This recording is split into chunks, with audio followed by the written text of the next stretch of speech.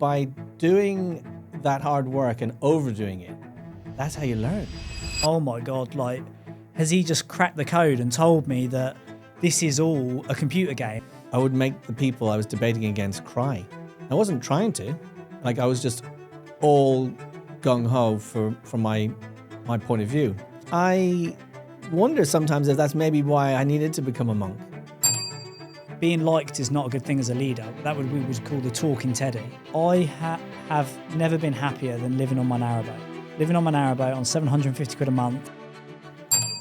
Ladies and gentlemen, welcome to another episode of the 6 Rounds podcast on the Blueprint podcast. Today I have a very special guest for you. So some of you may recognise this gentleman from a previous podcast. He is an emerging friend in my life, and we met a number of months ago, and I actually guested on his podcast. And what we talked about is a very different topic. It was actually one of the most interesting interviews that I've done. And I wanted to invite him today to go into some of this stuff in detail and do 6 rounds together. He was a monk for 7 years before leaving the monastery and going into business. He's run a very successful film production company called Be Inspired Films for over a decade. And today we're going to go 6 rounds together with Daniel Hill versus Ravinol Chambers from Be Inspired Films and Evolving Door podcast to see where it takes us. Welcome, Ravi. Welcome. Thank you so much. I'm delighted to be here. It's my pleasure. I've genuinely been looking forward to it. And to kick things off, you can go first. Oh, okay. Coming out of the corner with something strong. I was thinking about, in the sort of hustle culture and the kind of inspirational culture, like there's a lot of good stuff. But I feel sometimes, I wonder what your thoughts are on over-optimization.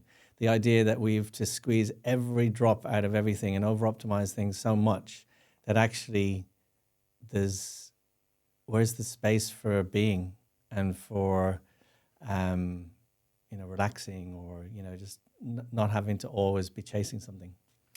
Yeah, I think it's a really good question. And I think the term sort of over-optimizing could work either way, because I have most recently used that term and more about peak state, finding my peak state, and where in beast mode, over-optimization might be about a Formula One car, tweaking the granular detail to squeeze the last bit of the pips.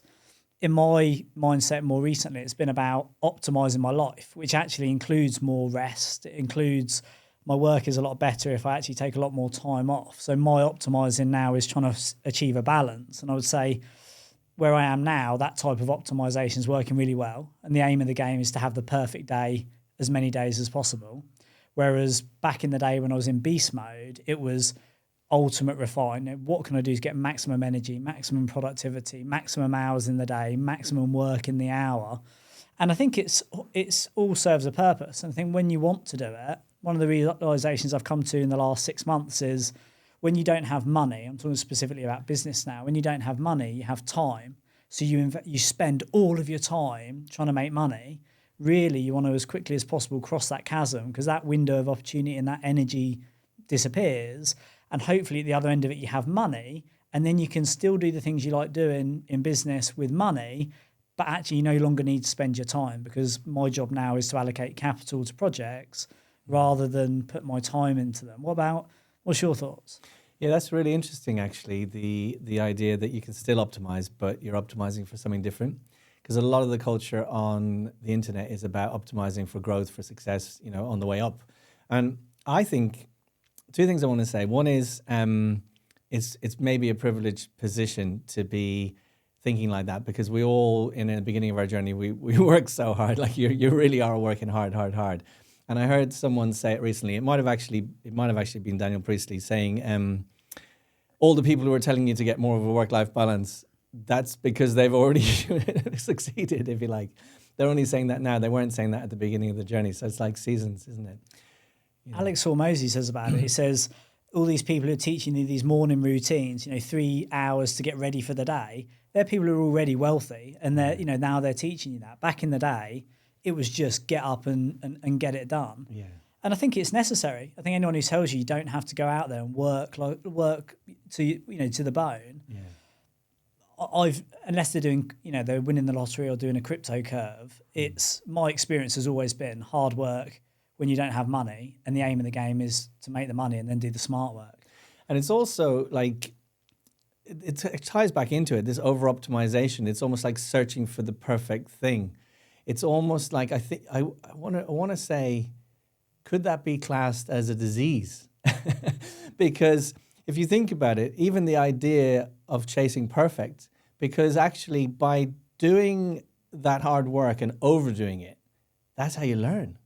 Like, in a way, if you could get it perfect straight away, how would you learn anything? Like, how would you, where's the growth, like the personal growth, you know what I mean? Like, we can sit around, or people can sit around and talk about how, it's better to have more of a work-life balance or whatever, because it's realized.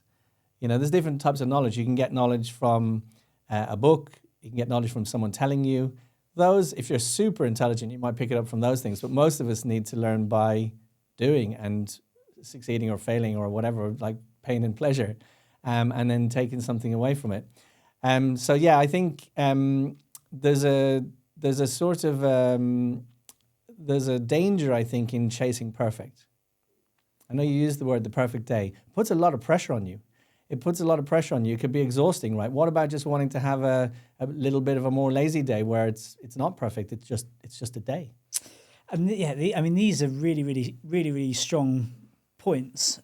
And when we talk about beast mode, most people do it because they want to do it. It's out of choice. It's not that they don't have money. They do it because they want to. So we were just chatting to the guys in the studio, and you asked him the same question I did this morning. Are you still enjoying it? Yeah. And they absolutely love it. They work 7 days a week.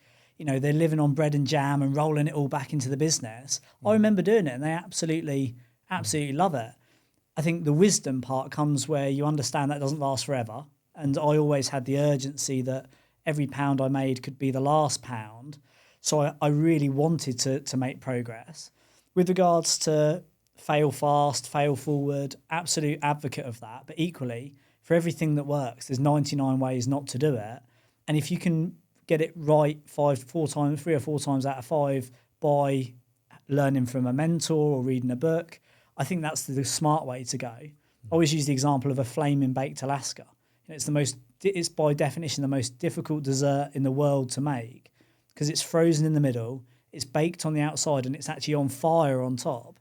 And if you just turned up to your kitchen and tried to make one, the likelihood is you would lose years. You might never achieve it. Yeah.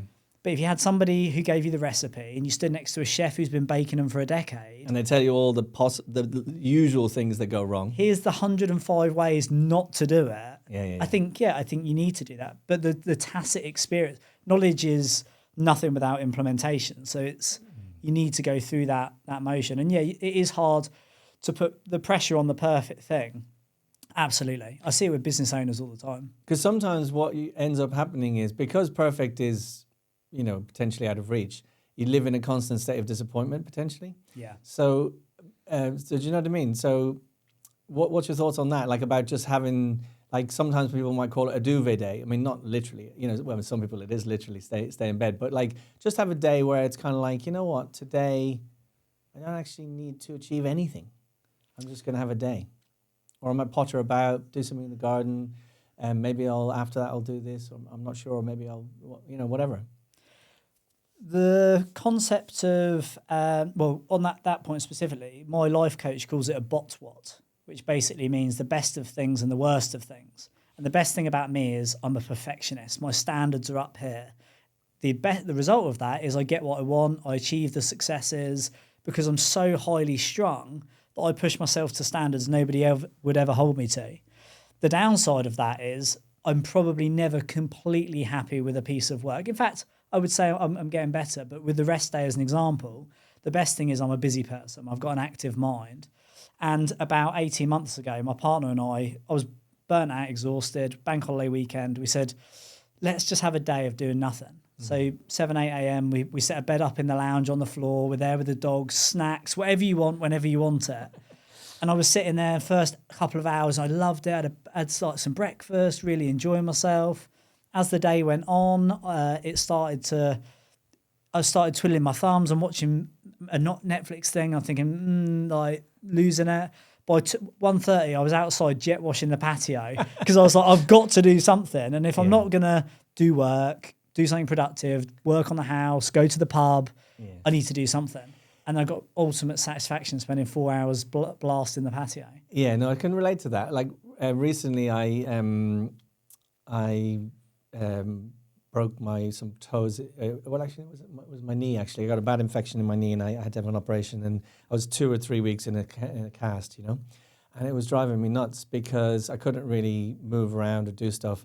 And the first thing I wanted to do, as soon as I could probably hobble a bit out, was be in the garden because I just needed to feel useful. So it wasn't really about climbing a ladder or anything to do with success. It's kind of like what you alluded to there. Feeling, I needed to feel like active and useful in some way. And that gave me a lot of personal satisfaction, just being able to do stuff. Whereas I found it really hard to just be sitting in one place. So I find time to yourself when it's deserved and earned is hugely satisfying. If I work my backside off for a week and get to Friday evening and have the weekend to myself, I love the weekend. I enjoy it. I deserve it. But equally, a time doing nothing undeserved is actually detrimental. If you're being lazy and procrastinating, nobody feels good laying on the sofa when they should be at work or when they should be doing something else. The sense of joy in life, in my experience, comes from doing stuff. And I get as much satisfaction painting a wall as I do going out and running a business. So I think it's a great one. Great one to kick us off. Nice one. So next one.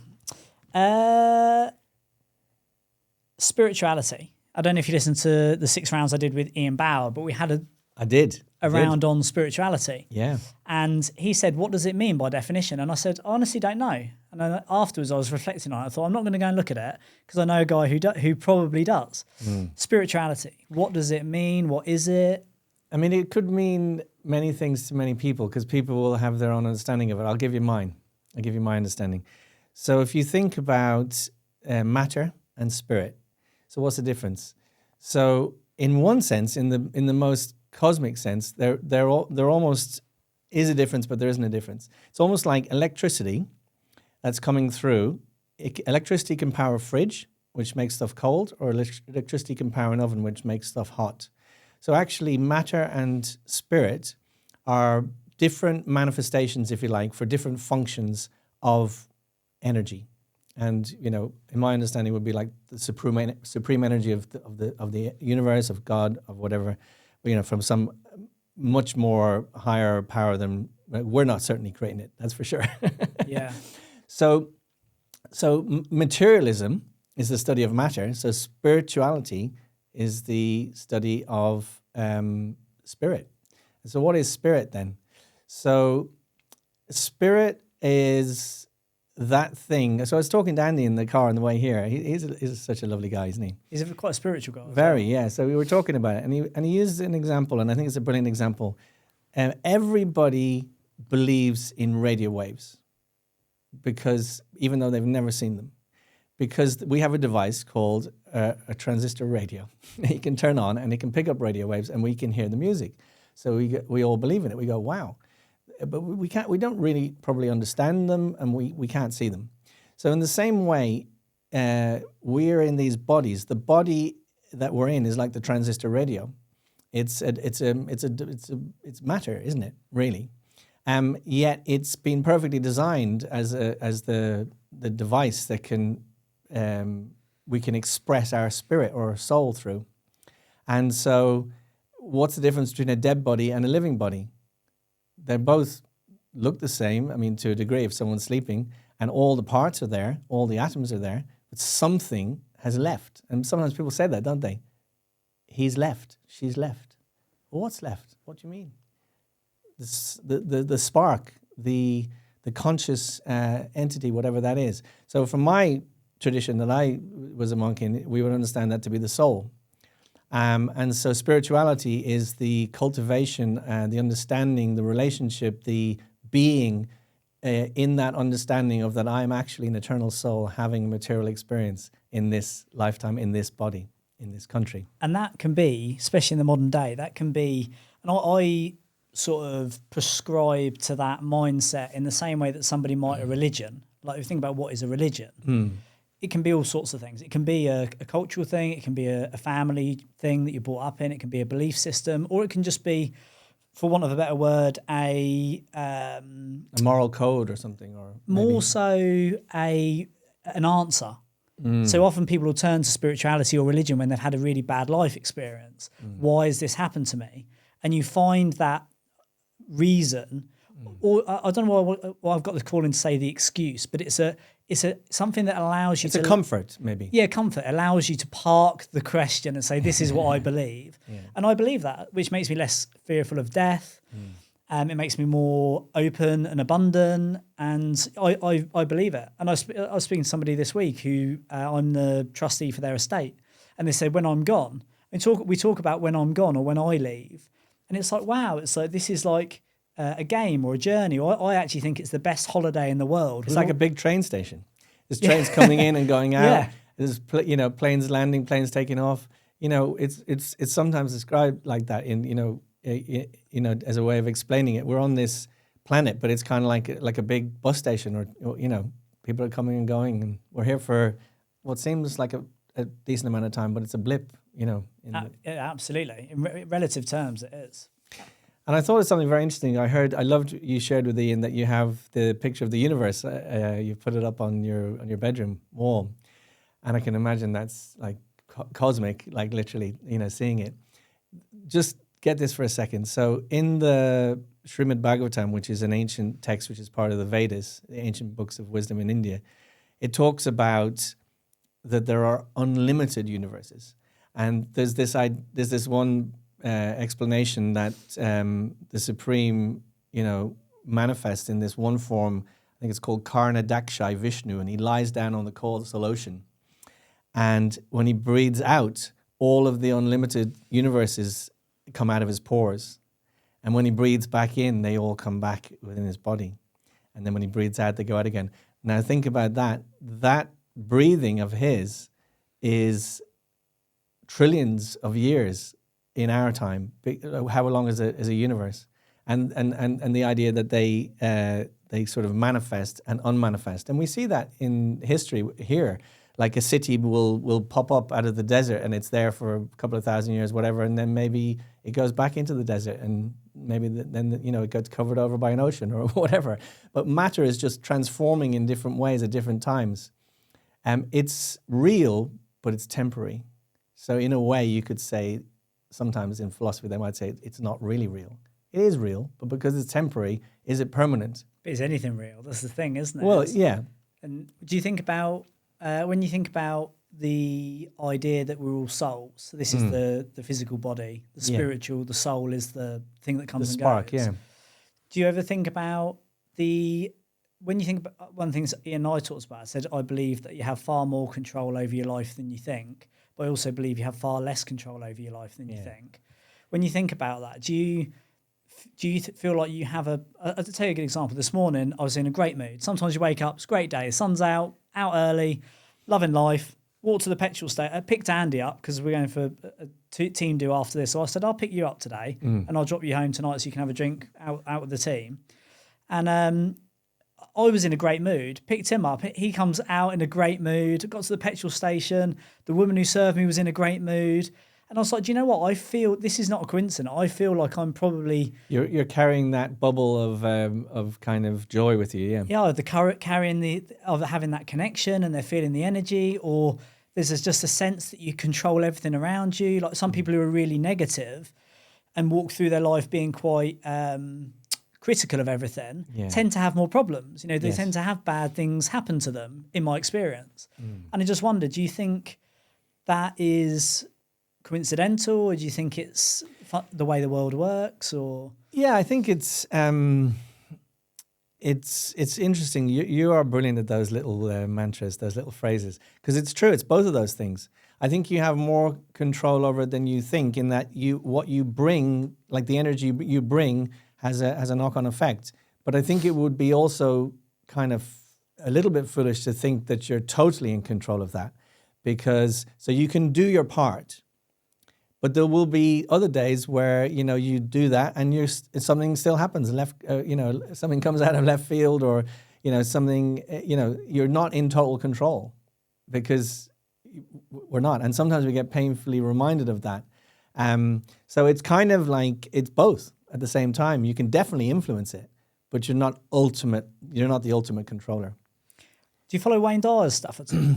I don't follow it, but I have heard of him. Yeah, a lot of people like him. Yeah. He has a concept called I Am God. And I remember being at an airport. I hadn't slept and I was jaded. I was probably burnt out. And I was when I go searching, I think it's the other thing about religion and spirituality. Maybe we're not one for this round because I'll round it off. But I found spirituality in a dark place and it took me back to a light place, which was great. And I remember being hungover, burnt out at this airport, listening to this series of Wayne Dyer audios, and it came onto this one. It was just this really intense one that said, you are God, or he says, I am God. And he just started talking about this concept of everything you are and everything that is all one thing.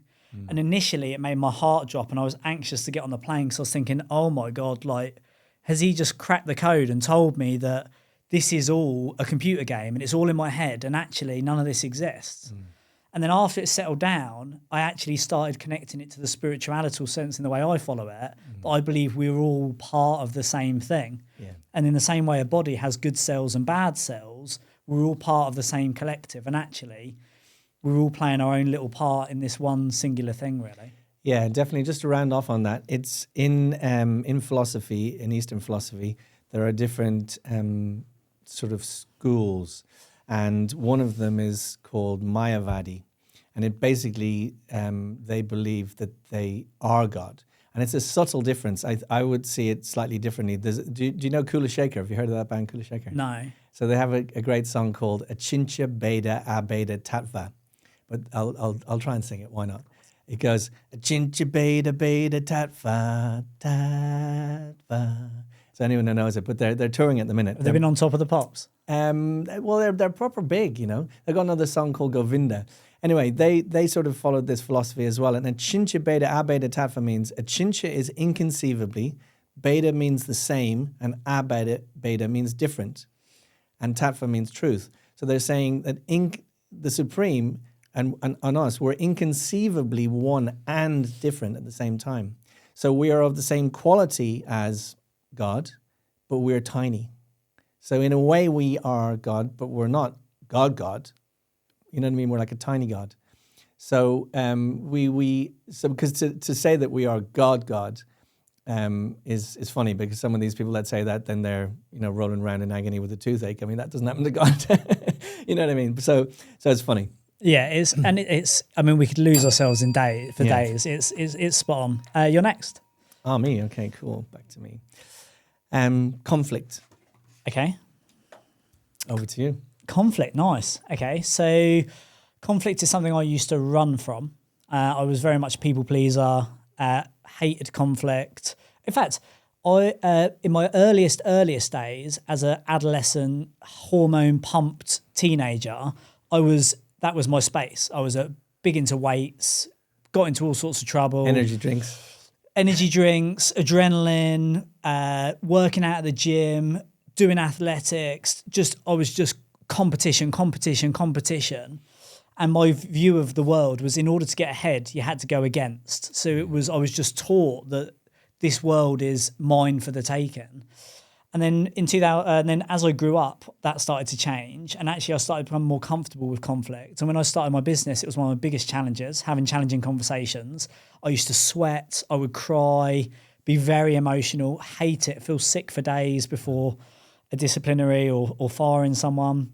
Nowadays, I actually see huge value in it. Obviously, this is my definition of where the conversation's going, but nowadays, I actually really value a good, challenging conversation. I did a session on property entrepreneur. Adam did a session on property entrepreneur last month. We created a blueprint for it because my belief is that a well-approached, challenging conversation always has a positive outcome. Because if you want an easy life, you need to have hard conversations. If you want to have a hard life, you just float through life having easy conversations and never facing anything. So in that capacity, that would be my stance. And that's where I live now. And I'm very happy with it, comfortable with it. And I give critique in exactly the same voice, tone, love, approach, mindset as I do compliments. And in that way, it breeds a group of people around me who are just really great, solid people. And there's not that emotional heaviness and challenge with it. What about you? Well, I'm very similar, but just before how did you get then because that's quite a big contrast. Now you are very mature, let's say level-headed, and I can see that there is great value when you approach it like that.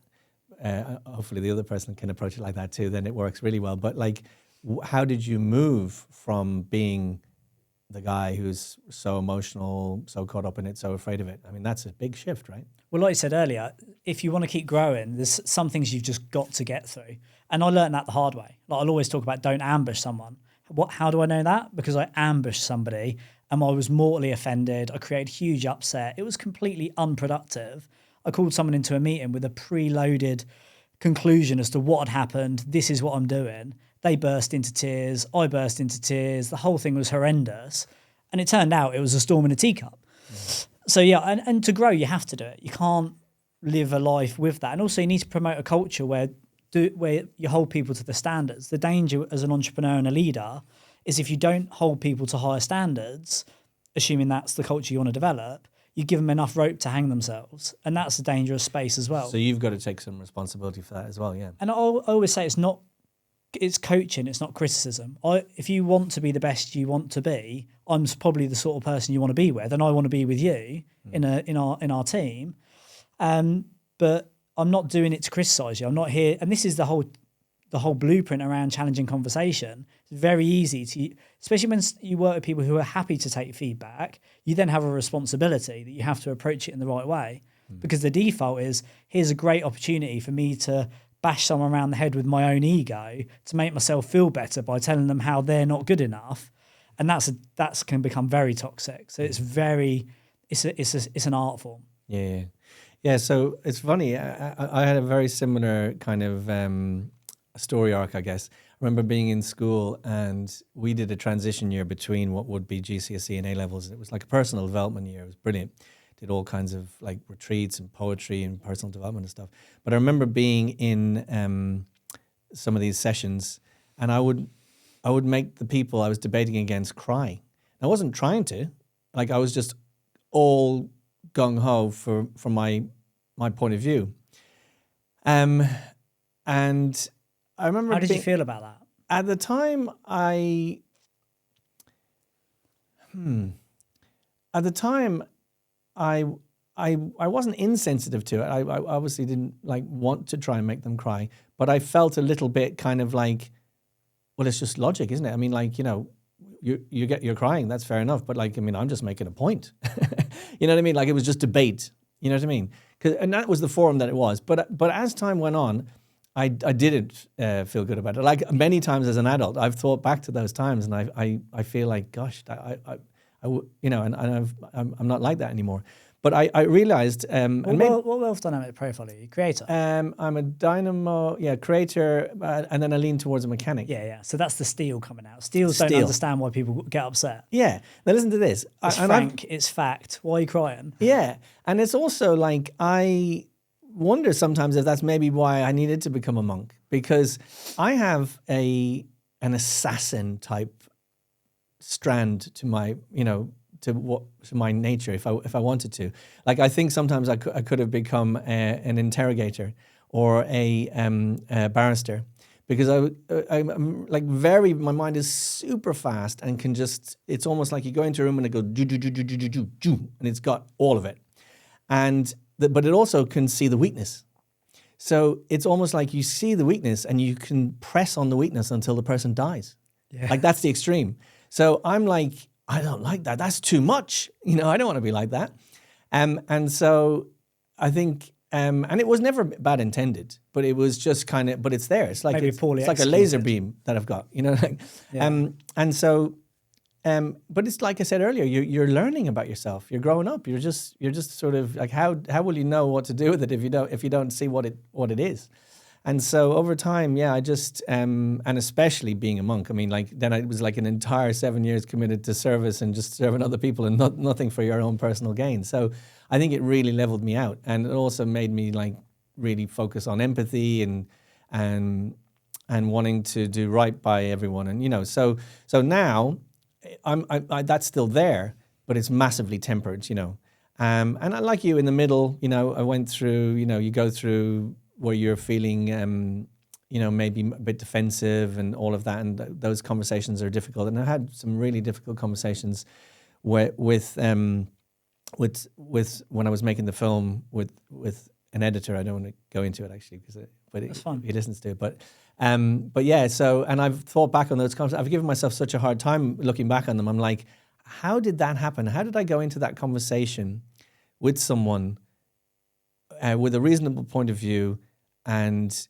they were just completely unreasonable, and I, because of people pleasing or whatever, I wasn't able to just sit there and have that kind of like conversation of like, that's okay, whatever but for me, this is my company, this is how I want it to be. And I think what I can look back on and probably take a bit of responsibility is, like you said, I didn't maybe set the clear enough boundaries.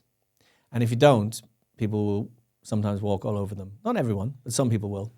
Yeah, a few things to pull out there, because this is going to be something that everybody, including me, that's listening to this has experienced. And the idea is, how do you get better at it? And it is an art form. And there's a few things. One is that we definitely need to learn how to practice it. And it is a blueprint. And in the same way as baking a baked Alaska, a flame baked Alaska, a challenging conversation is exactly the same. And practice makes perfect. I think as a leader as well, there's a big difference between being liked and being respected. And I'm actually doing a session on Property Entrepreneur next month for the advanced delegates about it. And being liked is not a good thing as a leader. We would call the talking Teddy. And it means everybody wants to do a good job. But if you let them get away with not doing a good job, it'll only get worse and worse. And that doesn't work for anybody. On the, I won't go into the full blueprint of it. I don't know where I was going to go with that. But with the monk element, when you talk about tempering it down, I think that's probably that awareness and that direct conversation is probably one of the reasons why I find you a good conversationalist, because we're going deep, we're cutting things open, we're having real, frank conversations. And when we have to find where to temper that, the challenging conversation is not a natural human instinct. Like, to have that challenging conversation well is not any way any normal human being would behave. It has to be highly strategic. And in the same way, you walk into a room and you see everything, the weaknesses. I said to somebody once, do you think it's possible to know too much? Because when you have a high frequency brain and you can just see everything, you can walk into a room, she's upset, that's a high performer, that person's got some serious problems that needs dealing with. Or you're having a conversation, you know how to direct the conversation. It can be very powerful in the right setting, but also I'm assuming you can't turn it off, and that can create problems. Yeah, it can be overwhelming at times. It can be quite exhausting. I mean, I kind of don't mind it because you're in it, but my wife sometimes will have to say to me, we're talking, and she's like, I just, that's enough for now. Yeah. And I'm like, yeah, cool. Great topic. Monk life. So lots of people are going to be interested in this, myself included. You've alluded to why you became a monk. What's monk life like? What did you get from it? Monk life. Yeah, so I was chatting to Andy about it too, and I've obviously got a lot of deeper clarity on it now, many years later.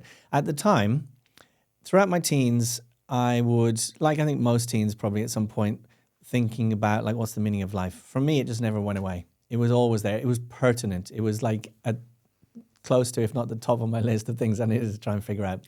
Let's jump into that, because that's actually one of my other topics. Without diverging, in fact, if we don't come back to it, I'll use it as my topic. Carry on, sorry. That's okay. So I was searching, I was looking at philosophies and cultures and different traditions and stuff, and like it was a burning thing. Like I felt like if I didn't figure this out, like whatever else I did in my life would be a failure in a way. Not a failure as in like down in the dumps failure, but just like I wouldn't have taken full advantage of what it means to be here in this life. So anyway, I studied lots of different things, and after my university, I did a degree in psychology. I went just out of interest, was that a quest you wanted an answer to, or was it a confusion that was driving you nuts? No, I wanted an answer to it. You did? Yeah. Oh, totally. You're a savage. I know. And actually, some people would say like that's such an arrogant thing to do that you. I wouldn't say arrogant. I would say it's dangerous territory. Well, maybe. I mean, but like I just felt like. I'm like that with everything. If I want something, I'm just like, I'm going to get it. Because what's the point in wanting something if you're not going to get it? You know what I mean? Like, that's what I mean. I'm like, that's how I am. And so obviously you got to temper that, because not everything you want is good. Was it from a place of inquiry and being inquisitive, or was it from a place of pain and desperation? No, absolutely inquisitive. And like, I wanted knowledge. I wanted to understand. I wanted to know. That's amazing. Yeah. And so anyway, I was in San Francisco after I finished my university, and I went to they call it a festival of chariots. It's an ancient festival from India called Rath Yatra, where they take Lord Jagannath out of the temple on this big cart, and they take him through the city. And in Jagannath Puri in India, they have like tens of millions of people there. You know, every year some people get crushed by the cart. It's like a mayhem. But everyone's like trying to see the deity, and they're, you know, ecstatic about it. So it's the idea that he comes out of the temple to see the people. So anyway, I went to one of these festivals in San Francisco, and I really enjoyed it. They had lovely vegetarian food, philosophy, music, drama, all this stuff. They had a book table. And I was chatting to the guy at the book table, and he was showing me a book, the Bhagavad Gita, and he was telling me about, you know, karma and all these things.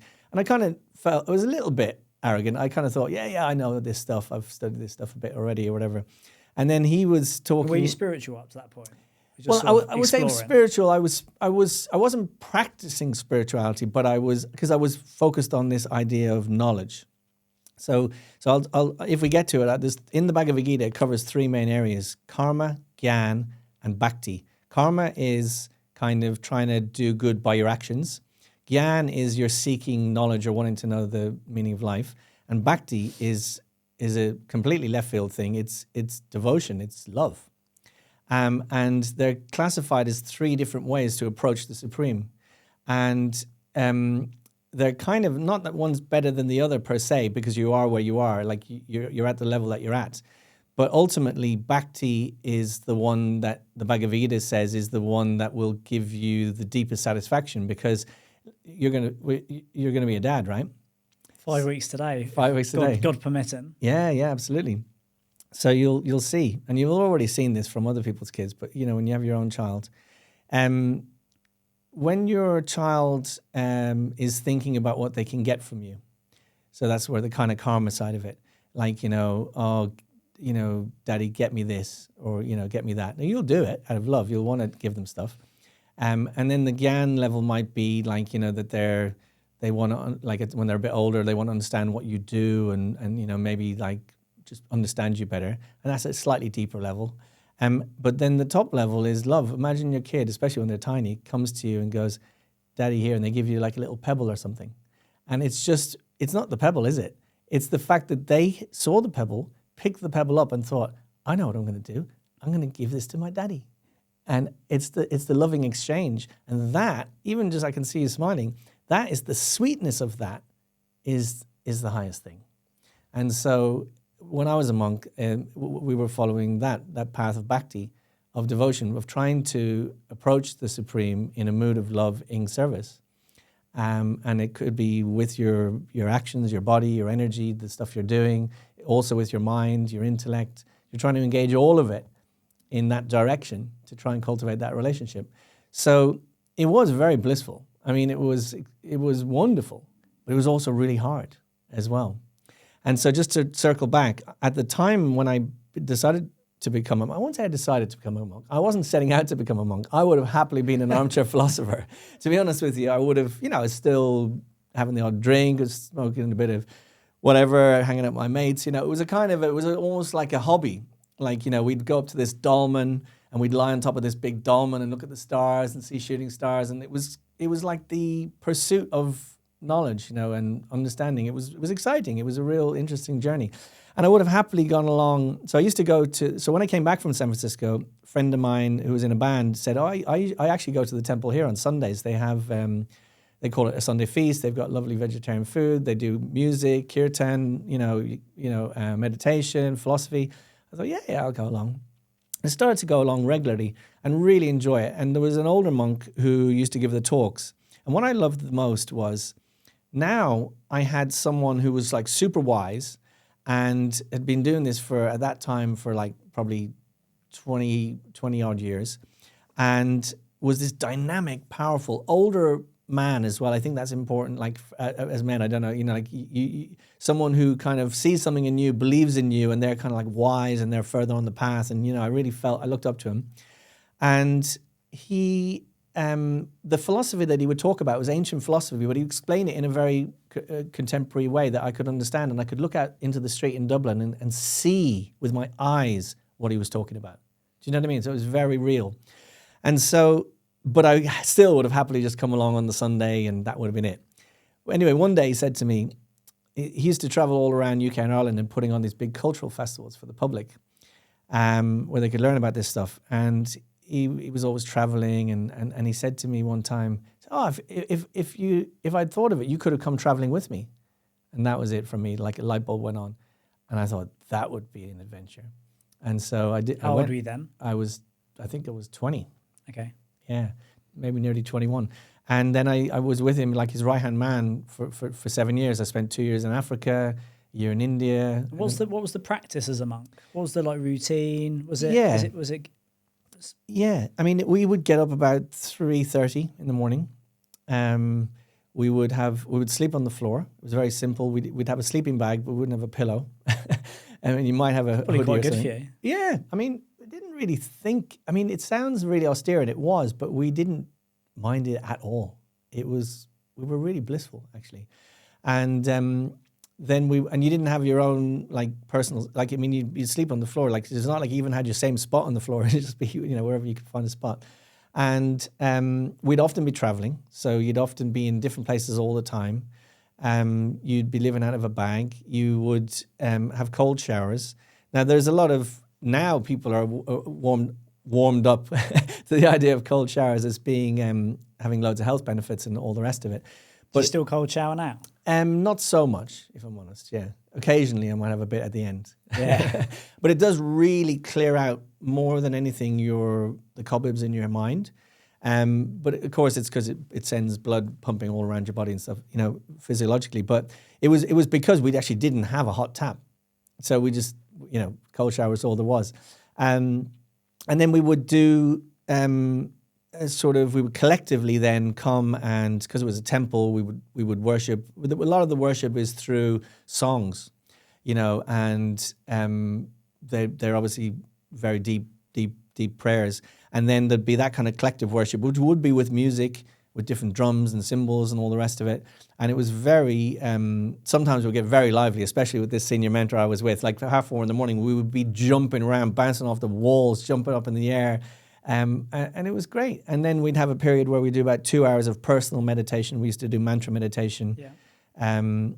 And then we'd have breakfast, and then we'd be out. We were busy in the day because it's the idea that you can try and run away from the world. It's a bit like you on that one day off.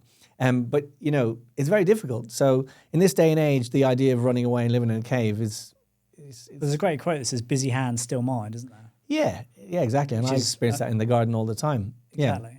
But the point being that, especially you're young, you need to engage what you have, whatever that energy is, that intelligence, that whatever skills you have, but you need to direct them towards this sort of higher endeavor. And to finish, was it a introspective, philosophical searching journey that everyone was on independently, or did it become more of I don't want to use the word cult-like or religion, but did it become a single focused, blinkered, this is what you believe, this is this is what we do? Yeah, there's a very clear sort of tradition. So the knowledge, it comes from the Vedas. So Veda means knowledge.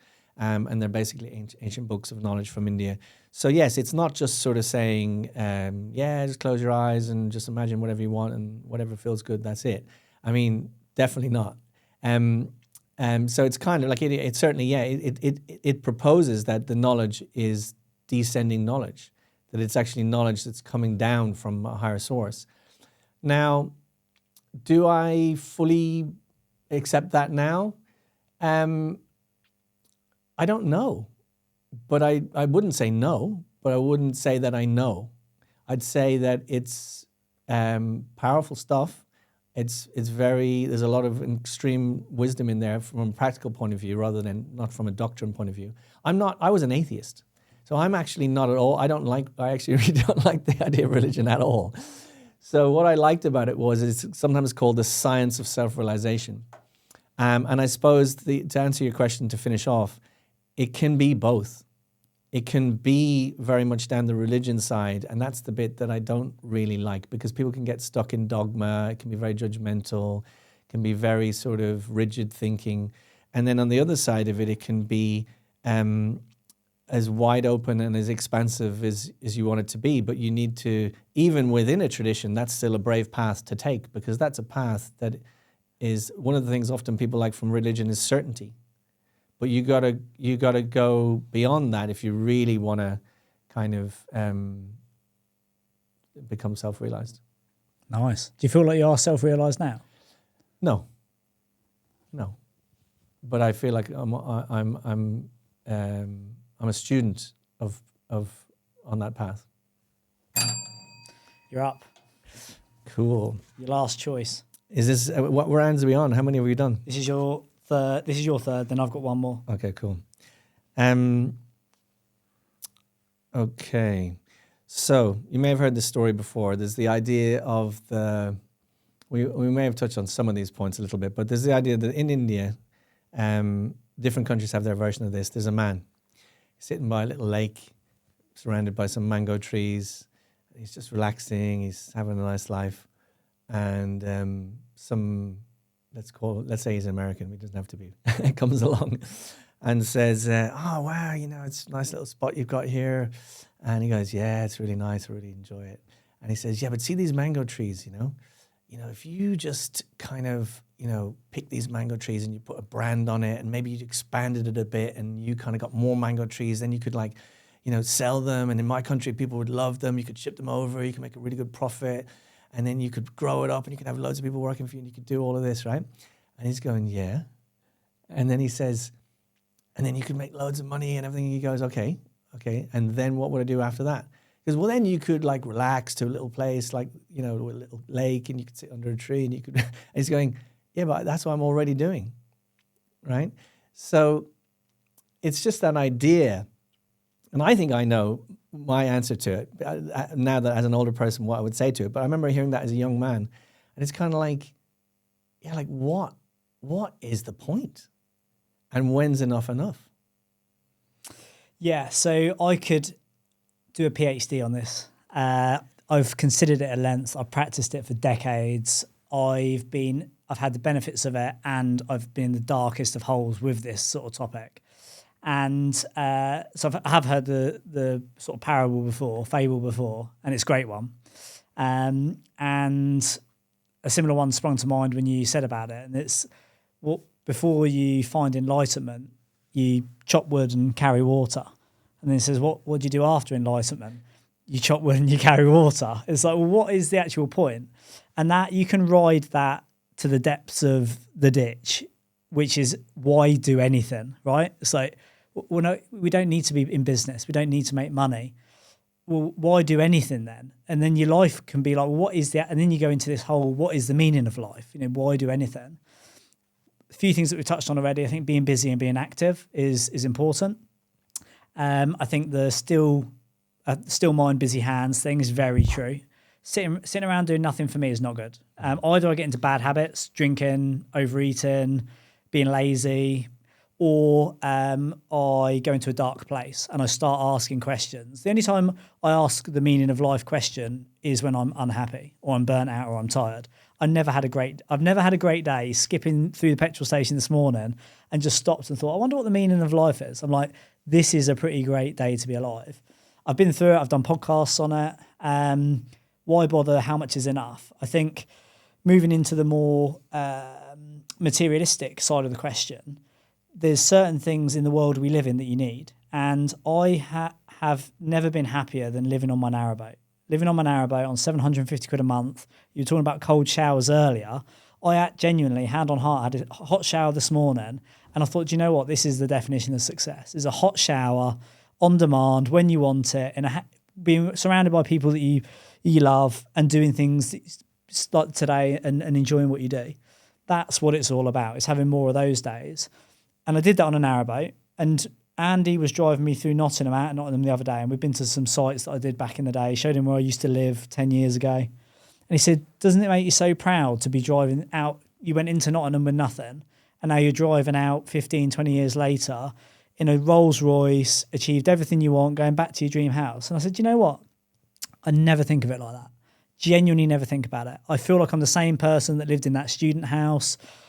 If I was driving through, I drive most of the time around in a Volvo. I just have the car for work. It's good for business. It's part of the game. But I don't feel it. It's no way as good to me as people think it would be for them. People would look at it in the same way I did when I bought it, zooming in on the chairs, obsessing over it for the 6 weeks before I bought it, how amazing it's going to be. When you've been through that enough times, like I have, you understand it's just the hedonic Ferris wheel. On the way up of, I'm going to get this, it's going to be amazing. I'm going to, whatever it is, it's fantastic. You get it, and then it's a slow ride down to the bottom till you catch the next thing. And as long as you know that's the game, that's the game. In society, we need money. So it is being able to cover your costs. And as you you achieve relative wealth, where maybe you're making 100 grand but spending 10 grand, when that becomes 1 million and 100 grand, it's all relative. And what you then have is you can have a bigger house, and you don't need it.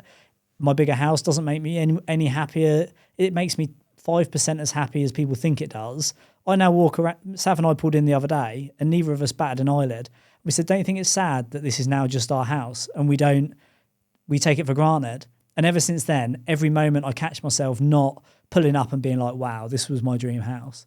But that's part of the game, is we're human beings. We're in this tangible, materialistic body. We're living in 2024. Part of the game is, if you want to play the game of business, is what do you get along the way? How do you keep motivating yourself? What's the next target? You've got to have that thing to keep moving. And in a roundabout answer, that's where I've got to with that. That's good. It's good. I think my answer would be that you need to understand your nature. And whilst it's a nice, and we've got into a culture these days of like little wise, little parables or little memes and stuff, and everyone, they sound good and they feel good. But ultimately, it's not a one size fits all. The real game, I think, is to figure out your own nature, what you want, what you need, and to be honest. So there's also a thing in the ancient scriptures that I learned about, which is it's better to be a sincere sweeper of the street than a charlatan meditator. So instead of thinking like, I'm not materialistic, go, well, no, maybe I am. But if I am, then I will operate at the level where I'm at, but I'll also plug myself into something that will gradually elevate me. But you've got to be where you are. So there's also a story about this elephant that's in the water, and he gets attacked by a crocodile. And the elephant is way more powerful than the crocodile. But in the water, he isn't. So it's about being properly situated according to your nature, where you're most strong. So if you are materialistic and you do like nice things and you have aspirations and all that, better to try and get them. And along the way, but this is why it's important. I think you can get lost if you don't have any spiritual dimension, or if you don't have any kind of other framework that's kind of helping. If you're only totally in the materialistic bubble and there's nothing else, then that could be a very painful journey. But if you can have something that you realize that actually that ultimately this maybe is meaningless, but I still want it. So I'm going to try and get it. I'm going to see what I learn along the way. Maybe I do get it. Maybe I don't get it. But equally, I've got a sort of a deeper thing going alongside it that gives me a bigger framework to put it in context. I think you bang on with the nature, and it's horses for courses. And it's when people say living your best life, I think it's a really important soundbite, because it's living your best life. Your so best for life, Sav, my partner, she's a young soul, so everything's a little bit overwhelming. She's a tempo profile, very chilled, unfussed by anything. The first time I picked her up in a chauffeur-driven car to go to the airport to the Caribbean, it was like 2:00 in the morning. She got up in her pajamas, got in the back, just fell asleep, completely unfazed by the fact we were being chauffeured and driven to the airport. And I remember just thinking, I wasn't expecting that. And then I thought, but you know what? I absolutely love that. And it's like... That's a good thing. She wants to be chilled. So for her, if she's too busy, she gets burnt out and isn't happy. When we talk about the bot watch, she's very chilled. That's her. I'm very driven. if I get too driven, I burn myself out. If she gets too lazy, she gets out of shape. And we both sort of try and keep each other in that middle lane where it works. Because, yeah, it's living your best life. And that's the aim of the game. It's not comparing yourself to others. And it's just whatever makes you happy. And that's an ongoing quest, isn't it? Absolutely. Yeah, definitely. Nice. Last round. Right, I bet think of a good one to finish. So there's two that we've sort of touched on, but I'm going to go into. So meaning of life, the soul, and death. So life after death, life in this life, and the soul. I just alluded to the fact there that Sav is a young soul. What is your belief on the soul? Okay, so I believe the soul is eternal. You know, we talked earlier about this idea that it's like of the same quality as God. So it's sometimes I would have learned it in this phrase, part and parcel. So it's like a tiny quantity, but equal quality to the supreme, however someone wants to understand like a drop that. of water. It's like a drop of water from the ocean. It's exactly the same quality, but it's and it's called also. It says that it's like a marginal energy. So if you use the analogy of a fire, a spark that comes out of the fire is still fire, but it can't last very long on its own because it doesn't have enough fire. You know, so the idea being that when you are connected to the supreme power, you know, whatever way people are comfortable thinking about it, when your soul or your life force or your consciousness is in some way connected to that supreme, then you will flourish and you will manifest whatever it is that you're going to do that will be your best life, I suppose, your best life, you know, to your full extent. And because it's a very hard concept to get your head around, eternal. So there's eternal. I actually find it quite reassuring. Yeah, absolutely, very much so. But what I mean is like, yeah, but when did it start? It didn't. It's always been there. You know, you know, we know what it means in sort of theory, but like you can really go round and round in circles, you know. Anyway, so you're eternal. So in one sense, then, if you were self-realized, you wouldn't be afraid of death at all, because you never die. So in the Bhagavad Gita, there's a verse where it says it's actually very interesting. The Bhagavad Gita, it's a sort of a conversation between Krishna, who's God, and in this context, and Arjuna, who's his friend, who's a warrior, he's a soldier, and it's on a battlefield. And so it's kind of, some people would say it's like an analogy for life. We're on the battlefield, right? We have all these things we have to achieve or to do, or whatever. We may have obstacles, we may have things we're trying to... Do you feel like you are on the battlefield? Well, yes and no. I mean, it's for the analogy, for the purposes of the analogy, it's not that we have to fight. It's not that need to be in battlefield consciousness. It's more just we're in this place, and it is sometimes called the field of activities, or is another way of describing it. So, but in this instance, in this story, in this conversation, Arjuna is on the battlefield, and he has a duty that he needs to perform as a soldier, but he doesn't want to do it. He's got all these different excuses about why, but if I do that, then this will happen and that will happen. And all of his kind of arguments are related to the body, because he's some of the people on the other side are part of his family. It's like these two big families that are going to go to war. And Krishna says to him, never was there a time when I did not exist, nor you, nor all these people on this battlefield, and never will we cease to exist.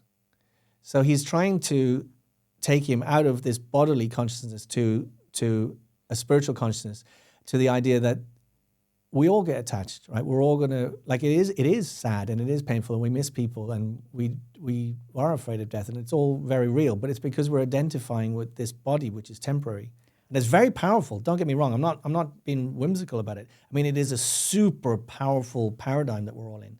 But if you really believe the soul's eternal, then you don't die. You just move on to the next situation. And we'll come back to that. I did a conversation with the board a couple of years ago, and I talked about, it was a spiritual conversation, and we were talking about the universe, things like that, and talked about death. I said, who's here's afraid of death and scared of death? And the majority of people sort of identified. And I said, well, let me sort of put your mind at rest. I said, before you were born, you were dead for 82 billion years. And actually, you're the biggest professional in death of anyone. So this is, you're less experienced at being alive than you are of being dead. And when they had that realization that there was eternity before they were born, in inverted commas, it gave them this sort of, well, it definitely gave me this sense of, okay, well, I didn't know about it then. I'm not going to know about it in the future. And I believe that the soul, I don't know about reincarnation is the right word, but I believe, like Sav's pregnant now, in 5 weeks or, give or take, she'll give birth and all being well, we'll have a healthy young baby. At what point does the soul come into that? There's going to be a soul into that. Yeah. I was chatting to Daniel Priestley, did a podcast with him yesterday, and he said, your kids are going to be born, you can guide them and you can mentor them, but they're going to be born with personalities and you've got no input. Like, they're going to be born, it's going to come from somewhere and it is what it is. And I was like, that's the soul to me. Yeah, absolutely. And there's also the idea, though, the idea that the soul, when we call it like reincarnation, it's almost like, say, an actor who plays multiple roles on a stage. They're on stage in one set of clothes. They might pop to the side, change clothes quickly, come back on. Yeah. The same person inside, but they just look different because it's a different body. But that's what Mike Tyson says about people in history. He goes, they're just us with weird, wearing funny clothes. And the other thing is that the Vedas explain that, well, what makes someone born rich or someone born poor? Like, someone could say that's so unfair.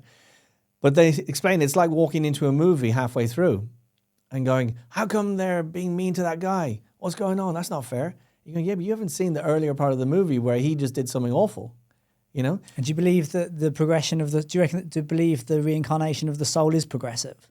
Well, potentially it can go up or down. You believe that, yeah. Oh, yeah, absolutely. So like just like we talked about earlier, like, as you sow, you shall reap. You go around doing bad things, probably bad things are going to happen to you, right? Go around doing good things. So that's literally what karma means. Well, I believe it 100%. Yeah. I walk around in my life, I think, I can't believe, when something goes right, I believe, like my house we've just bought, I can't believe that we've just completed on the purchase of my dream house. But then I'm like, well, I actually can believe it because I've done everything I could to get to that point. And it's mainly just positive vibes. But that's in this lifetime, right? But we also, what Daniel Priestley was saying, if somebody comes into this, like your kids will come in and they'll have a personality and they'll have they're not just coming like completely blank. They're coming with something, right? So obviously it's an expression of the soul, but it's also there, if we believe that this is, you're popping up again and again, they're coming with karma. 100%. Good or bad. And age. Or both. Do you believe the soul ages? So I know you've talked about that concept before. Not really, because if it's eternal, you could sort of almost say, well, are they on an up cycle or a down cycle? Maybe that's a way to look at it. Maybe what you're talking about, like an old soul, is maybe a soul that's sort of on the way up or is evolving. Whilst it definitely conflicts with or contrasts or conflicts with the concept of eternity, I definitely believe, or having read around it, I believe in the concept and can see the concept of wisdom. Yes. And some of us are very stoic. We roll through life. Not roll through life. We're not here to learn stuff. There was a great film I watched recently about the soul. And they said, do you ever start doing a task and you just know how to do it? And they say, because you're not learning it, you're remembering it. Yeah. Or kids who can play the piano and they're 5 and stuff. You know what I mean? Come on. Or people that can speak a language. So there's lots of stuff out there. Ultimately, it's there's evidence for it, there's evidence against it. It's not about convincing anybody. Find you could? Yeah, no, of course. Yeah. I'm just asking. Yeah. Can you see the logic of having two people who are both of the same age and maturity and upbringing, but actually one thinks about the world in a much more chilled, put your feet up, transient way, and the other one's more driven, less phased by the small stuff? Maybe it's not. Maybe it's just what I've read. Because actually, you might be right. Maybe that's just. I think what you're saying, I totally understand your point, and I'm just reframing it a little bit. So like because using the word old or young, then it kind of feeds into that there was a start point. You know what I mean? So, but yeah, I think you can certainly see that in this point, you get a bit of a reflection of where they're at on their journey, maybe. But because it's not a linear thing, it can go up and down. You could meet someone who's looks, all intents and purposes, not doing very well right now. For all you know, 20 years ago, they could have been doing brilliant. Yeah. You know what I mean? I agree with the concept. And now that you've challenged me on it, I'm inclined to agree that it completely contrasts with my belief of... It's just a much bigger picture. Like, so when you're looking at, that's, I suppose, the thing is if you zoom out enough, then you'll possibly see stuff that you're not considering right now. No, I think it's more my reading on the soul, the age of the soul is less about whether they're having a good run or a bad run. It's more about, in the same way you can go from 1 to 100 years, the soul can go from 1 to 100,000, and somebody who's 40 human years and 10 soul years is a very different character to somebody that's 40 human years and 500 soul years. And they approach... I'll have to give you the soul test because it'd be interesting. Yeah. I suspect you're again, it'd be interesting to discuss it at further length. And then, death we talked about, life. And then, just to close off, meaning of life. We've gone around the topic. Where did you get to in searching for the answer, and where's your presence and belief with it now? Yeah, so initially, what I suppose when I was looking for the meaning of life was like a sort of a blueprint or a framework. And I definitely felt like I found it. It was a very complete blueprint, a very complete, like almost to the point where like every single question I had was answered, like every single one. And there was a great sense of peace and satisfaction and contentment in that. And it's still there. It's still very much there. But I also found that maybe, so I'm not changing the blueprint, but what I feel like I'm at now is I'm trying to become more mature within the blueprint. I think, and it's often described that there's 3 levels of kind of realization. One is called a Kanishta Adhikari, which is very much, you're almost like a material spiritualist. You're kind of understand the principles of spiritualism, but you're still quite affected by materialism. So you sort of, there's still judgment. There's almost this pride that now I know. So there's a pride that comes with that. Like I know something. And maybe then I'm judgmental, or even in a very, very subtle way, of people who don't know. Or maybe I might think that I'm a bit better than them. So there's that kind of thing, which I started to see in myself. And that's the ego. The ego's, you're never going to get that thing back in a box. Yeah. Although there are higher levels. Of the ego? Well, no, of spiritual advancement. There's a middle level, which is called Majjhima Adhikari, which is where you have a bit more perspective. And relative to the examples you talked earlier about being able to have difficult conversations. So it's almost like the first stage is you might know the theory, but you can't really do it. The next bit is where you're actually able to apply it. Like you've got some perspective, you've got some distance, you're able to stay a bit more equipoised. And you can discriminate. You can still discriminate. You can still see, oh, this is like this is like that, but you don't have the judgment because you're, I guess, identifying in a real way more with the soul. So you're on a different level that the other thing can't touch you so much. And the topmost, which is extremely like rare. When I say extremely rare, I'm talking almost like it won't be hardly anyone that'll ever get to that, but it is there. Is called an Uttama Adhikari, and it's someone who actually just sees everything with completely equal vision. Like they're always seeing from the position of the soul, always, at all times, and they're completely equipoised. Like they are, they'll see the dog. There's a verse in the Bhagavad Gita: the dog eater, the priest, all equally, because they're not seeing the outer coverings. They're seeing them with their eyes, but they're seeing the soul. So they're seeing on the level of the soul. And that is where so there was an element of kind of almost like dissatisfaction with feeling like, now I've got there, now I know. I knew theoretically whatever I'd learned. And so there's some arrogance that comes with that. There's also some kind of, now like I've got to the top of the mountain, like that's it.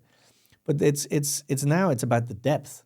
So how can I actually make sure I don't fall prey to some of those ego aspects of some of this stuff, and actually progress to genuine being in this knowledge rather than just knowing it. And is that progression through those levels the meaning of life, or is that just acknowledging where? I think though it's if you accept the framework, the blueprint, that there is a God or there is a supreme being, and if you believe that we are of the same nature and quality and we're the soul, then how could there really be anything outside of that than cultivating that consciousness and that relationship? Obviously, we're talking real big picture here. Day to day, the meaning of life could be a different thing. It means following your nature, being of service in the world. Do you think life's to be the physical life and is here to be enjoyed? Well, it's not that it is or it isn't. It's there, isn't it? So I can't tell you what you should or shouldn't do. I suppose I'm more asking from your mindset when you're going through your days. Are you aspirationally trying to develop a world in which you're enjoying your life? Or yes. You are, yes. And I think that's another thing that in an immature aspect of spirituality, they talk about attachment to something and aversion to it are two sides of the same coin. So sometimes people, and it's interesting because it talks about different types of people who try to learn about spirituality, and one of them is someone who's in distress. And so when someone's in distress, they've tried to maybe over-enjoy, or they've tried to be really trying to enjoy the material world, and they get burnt out. So then they think, what's the solution? Get away from all that. Throw the baby out of the bathwater. Yeah, so go on a retreat, get away, live in a cave. Retire, sell the businesses, go and live on a narrowboat. Exactly. And to be fair, it was effective, but it was extreme. Yeah, but it's not effective in the long run. No. It was a quick fix. It's like, I've had too much to drink. Oh, I'm never drinking beer again. Exactly. So basically, the idea there is that actually in maturity we can say, no, I'm cultivating a spiritual life. It doesn't mean I have to be allergic to money or materialism or any of these things. And that's why I think that's maturity, is kind of figuring out, who am I? What do I need to fulfill myself at all the different levels? But I suppose the most important thing is in this conversation, though, is if you believe in this path, but you do need the spiritual aspect. Because if you take that away, then it can still be fulfilling and everything, but it doesn't have that ultimate sense of meaning. Perhaps. I mean, everyone to their own, how they look at it. But for me, it's kind of like that last, final, widest view of things. So, okay, I'm doing this right now. I'm not trying. I have a family. So immature spiritual practitioners might not look after their family properly. They might not look after their responsibilities properly. They may think, oh, that's just all an illusion. And actually, that's no good either. Nice. And to close off, would you say on your spiritual journey, would you say you had your peak as a monk, or you've come out and now you've got the best of both worlds, having the sort of normal life and those learnings? Or would you say it's work in progress and you're... It's really interesting, because I'm by nature driven, and I'm by nature kind of aspirational in whatever I do. But it's back to my thing about over-optimization. So I know that's my default. My default is on the accelerator. So I've got comfortable with not putting pressure on myself. So obviously in some ways the peak was as a monk. But I don't allow myself to put any pressure on myself to feel in any way lacking, because I'm not doing it like that. And equally, I understand that right now it could be way better, but I'm just totally comfortable with where I'm at, because it's where I'm at. Yeah. And it's like I'm learning other things from it. There are certain things I can see over there that maybe I'm not doing so well on those, but I'm learning something else over here. And I'm actually, overall, I feel like I'm becoming more rounded out. And I'm just comfortable and confident that as long as I'm always tuning in and tuned into myself, that I know what's important. And as long as I just keep in the right direction of travel at whatever pace at different times, then everything's going to be okay. Yeah. I think that's a perfect note to finish on. I think you bang on the money. And the conclusion I came to when I did the Meaning of Life podcast was that from all the different experiences I've had, the definition of success is actually, and the meaning of life, is to wake up every day being excited to do what you're going to do, and then go to bed being excited to get up the next day and do whatever that is. And for as long as you can maintain that, that's a sweet spot. And whenever you move too far either way, it's where the sort of, the unhappiness starts to creep in, and the deep and dark questions sometimes come. Do you want to hit the bell for the last time? Let's do it. Nicely done, Ravi. Pleasure to have you. Absolute Thank you pleasure. very much. That was very, very interesting. Thank you. Thank you.